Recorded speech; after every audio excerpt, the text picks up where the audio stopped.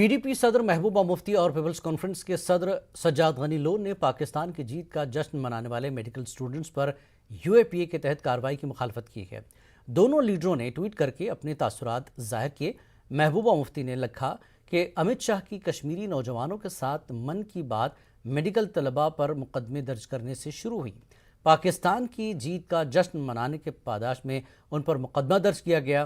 P D P صدر اور سابق وزیر اعلیٰ نے اپنے ٹویٹ میں لکھا کہ اپنی شناخت پاکستان کے ساتھ کرانے کے تعلیم یافتہ نوجوانوں کے رویے کی وجوہات معلوم کرانے کے بجائے حکومت ہند انتقامی کارروائیاں انجام دے رہی ہے، اور ایسی کارروائیوں سے حکومت اور نوجوانوں کے درمیان موجود خلیج مزید بڑھ جائے گی اور وہ حکومت سے مزید منحرف ہو جائیں گے۔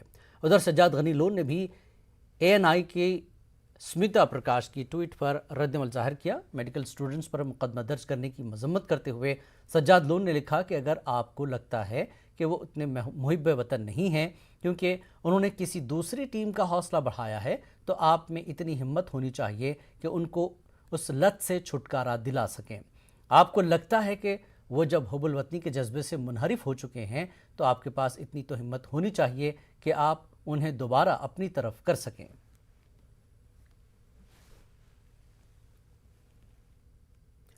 National conference